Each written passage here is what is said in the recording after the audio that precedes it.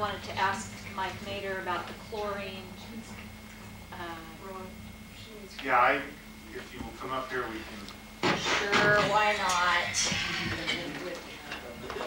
Yeah, I guess I'm special. So they can't hear you from back there. Well, not everybody had to come up, so that's why I'm saying that.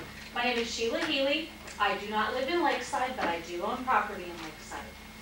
I had a couple of concerns, one of which was the checking of the chlorine levels in the creek. Mike said that they hadn't been able to get down to where they needed to check it, but what I wanted to know was whether or not they checked it when the pumps were running or when the pumps were not running, because chlorine levels in the creek will fluctuate as to whether or not they're dumping the chlorine into the creek. That has been actually turned over to the DEQ. Correct, I know that. Monitoring that process. So. I know. I just was going to ask Mike about that.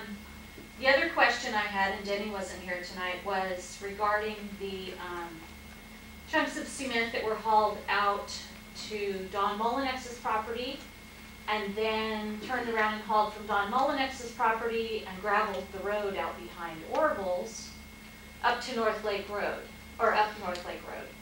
I talked to Bob Main yesterday, and apparently the roadmaster knew nothing about that being taken up there and dumped. And his question was, who paid for hauling it to Molinex's and then turning around and hauling it up North Lake Road? You'll have to ask him. Okay.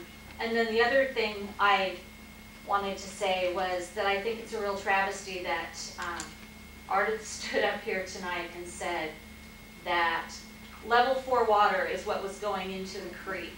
Well, basically what she was saying tonight is that the people that got sprayed with poop lied.